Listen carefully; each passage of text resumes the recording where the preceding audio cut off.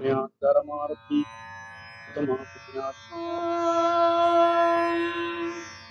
शुक्लाम्बरधरं विष्णुं शशिवर्णं चतुर्भुजं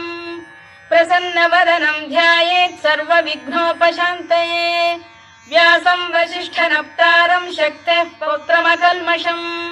पराशरात्मजं वन्दे शुकतातं तपोनिधिं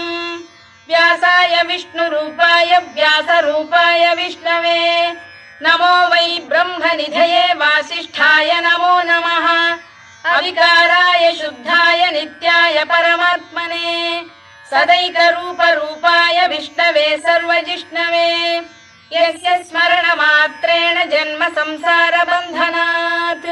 विमुच्यते नमस्तस्मै विष्णवे प्रभविष्णवे ॐ नमो विष्णवे प्रभविष्णवे